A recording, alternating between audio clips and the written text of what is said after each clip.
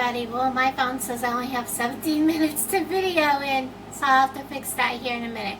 What I'm doing today is a really quick video, so I'm going to kind of make it look as quick as possible. It is how I do my cooking videos without having an extravagant kitchen like you see so many people have, these big, beautiful, fantastic kitchens.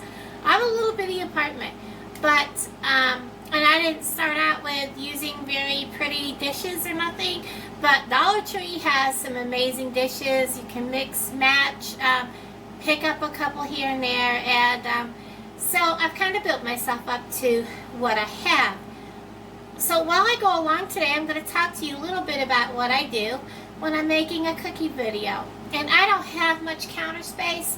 What I have is like maybe 3 feet. I don't even think it's 3 feet. I think it's like 2.5 feet there, 2.5 feet there.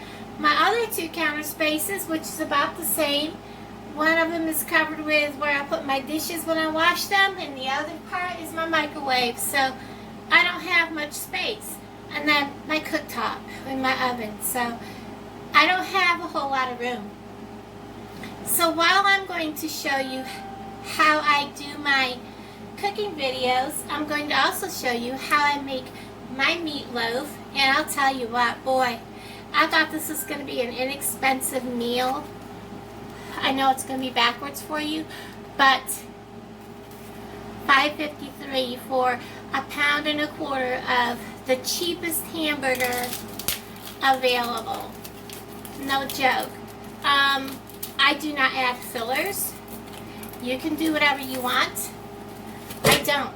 And I mean, when I had 3 kids, I did add fillers because you're feeding a family of 5, and my kids were all big eaters, and their dad was a pig. He would eat 3-4 plates. Didn't matter.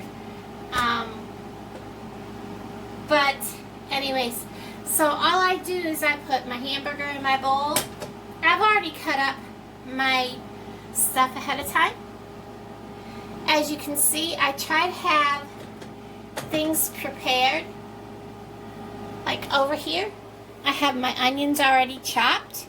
This is onions cut for my potatoes and for my hamburger, for my meatloaf, and some garlic for my meatloaf. I'm not going to put garlic in my potatoes, but sometime back in the day I used to. I am simply using ketchup in my meatloaf. 1 egg should be enough because I'm not adding bread or rice or crackers or crumbs or none of that, because that's extra carbs we really don't need. I am seasoning simply with salt, pepper, and original salt-free Mrs. Dash. So that's going to be the seasoning and what I put in my meatloaf. It's the same thing that I do for my meatballs, and that's pretty much what I do. And I just dropped my top. Hold on a second. Like I said, I get everything gathered, put together. My hamburger, I just throw in my onions. I've already peeled my potatoes. They're sitting over in the sink. I'm leaving onions behind for that. And I'm putting in my very well diced garlic.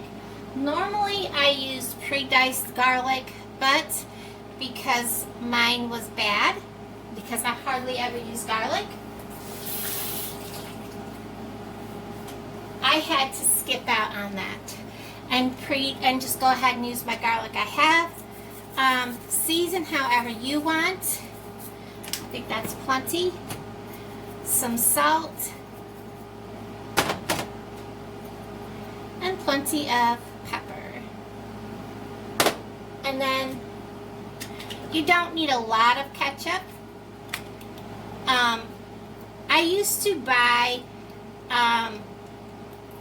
in New York, they had this stuff called potato shakers, and then I couldn't find it no more, and it was the perfect seasoning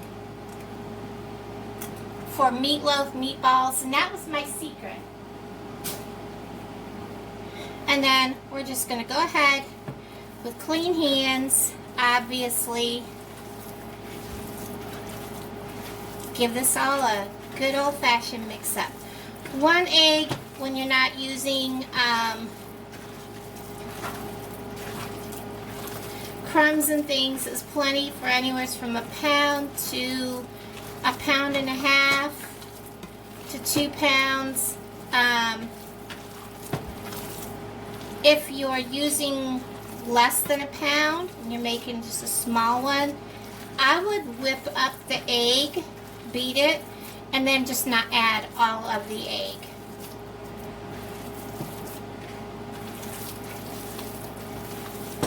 And that is basically all I do to make my meatloaf. That's it, guys. Real simple.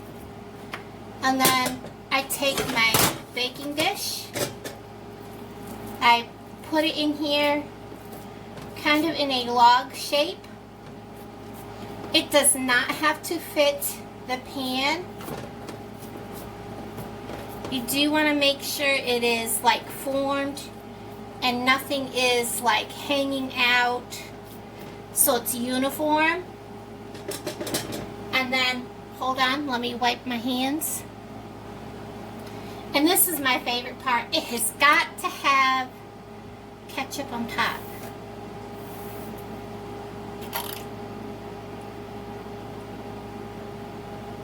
Not a bunch right now, because later, just as it gets done, I'm going to put more ketchup on, remove the foil, put more ketchup on, put that in the oven, and let it get that good, dark, heavy crust on it. I'm going to put some foil on this. I'll be with you in a second. Okay, I'm going to simply TP this a little bit. I don't want it to sit on top of my meatloaf.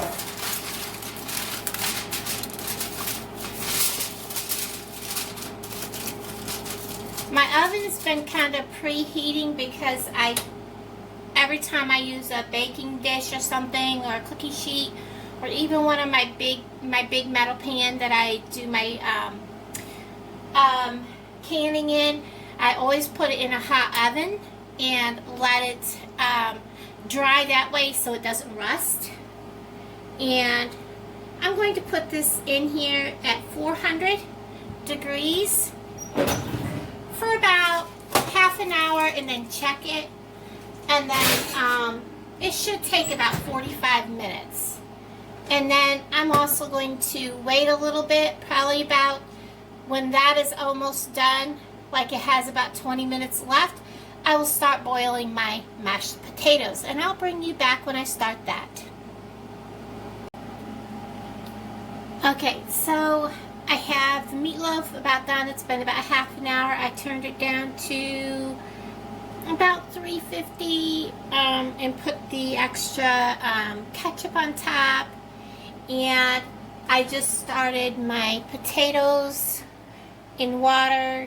If you're going to peel your potatoes ahead of time, make sure they're covered with water so that they don't turn gray or black or brown or whatever. And I don't salt my potatoes. I know a lot of people swear by it. I just put them on and let them boil. When they get boiled and soft, I'll bring you back. Now, before I go, I want to talk a little bit about how I do things, because I don't have a lot of room. So my videos are pretty much what you see is what you get. And so when I do my videos and I go to show you, like at the end, the food that's being put on the plate, I make my one counter over here look as nice as possible. I have managed to get a matching set of plates through the Dollar Tree. It's got a glass, I've got a bowl, and I've got a plate, and that's all I need. A paper towel or whatever folded up, and that's all you really need. You don't have to be fancy. It don't have to be fancy spot. I've done it with just plating it up here on my stove. And that's all you need. You don't need anything fancy. So I'm going to let my macaroni, my potatoes, and my hands are clean. And that's about how big I cut them. I don't cut them too big. I want them smaller because I don't want to wait forever for them to cook so they're soft, so I can mash them with a masher. And I'll bring you guys back in a little bit. Okay, so this is done. I've turned it off. It is fork tender. I'm going to drain it and bring it back, and we're going to mash that.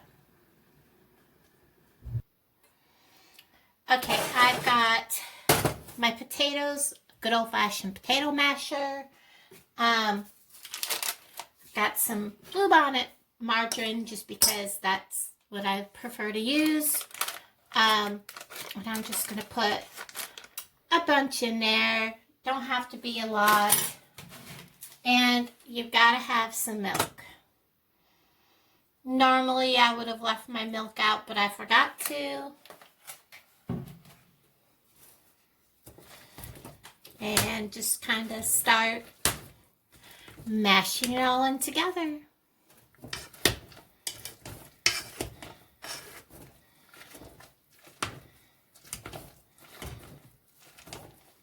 And if your potatoes look a little too thick or too dry, add a little bit more milk.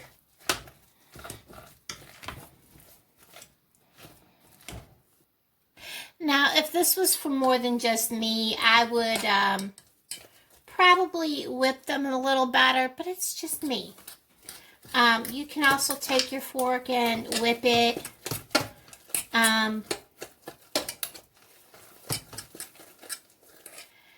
make them a little creamier if you want, or it's up to you. And these are pretty much done. I'm going to pull out the meatloaf and show you that. Okay, so here's the meatloaf. This is half an hour on 425, and then another half an hour on about 350. And it's perfectly done. We've got a nice, not a real hard crust going on with the ketchup, but a nice layer of kind of a glazy ketchup. There is a lot of grease here in the bottom, so I will be taking this out of the pan here as soon as it's cool enough to actually do that. And now I'm going to show you how I do my plating. Okay, alright, so as you see, this is I've had this for a while and I've had this for a while. Dollar Tree here in town finally got the matching plate and the matching saucer. I was so excited to find them. I was like, it's finally complete. I finally have the complete set. It's nice to have something when I go to serve up when I make a meal, whether I'm having just a sandwich, when soup or something like that, or if I'm having a full meal and I need the plate, and then I have my matching glass. I probably will go back and get one of each more if I can, so that if I break something, I have a replacement of each, because I absolutely love this pattern. And so that's all I do. I usually have either a folded paper towel, or in this case I have some napkins that I had left over. I got them out. And today this is going to be with my dinner. And if you all are dieting, you know, a lot of people are like, diets don't work. I start losing weight and then I start gaining it back, or I quit losing. It's because your body is suddenly not getting the fat in that it's used to. You need to give yourself a cheat day. So, you know, once a week, get some fat, get some, you know, goodies in your body, whatever, so that your body doesn't feel like it's in starvation mode. So right now, I'm going to go ahead, I'm going to plate up, show you what that looks like. And yes, I just heated up some peas that will be just butter peas that'll be on my plate.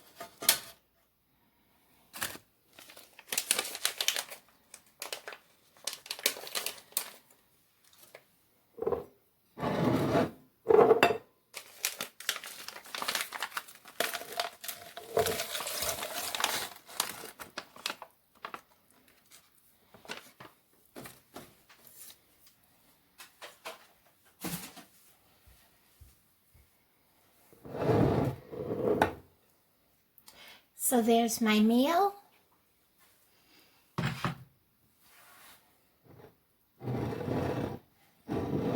Doesn't that look delicious, guys?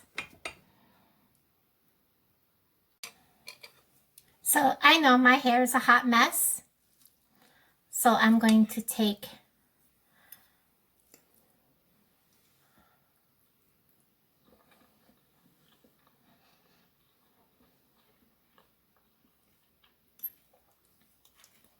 that was really good.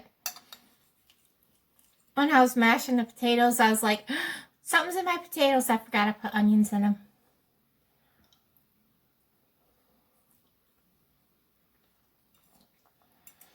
And what's nice about meatloaf is the meatloaf sandwiches.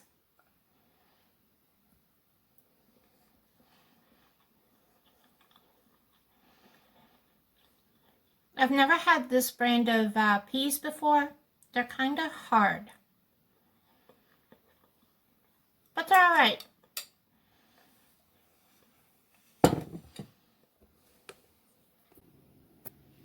Okay, guys, so thank you very much for watching. I hope you enjoyed this. And as you can tell, I have my cleanup to do after I have my dinner.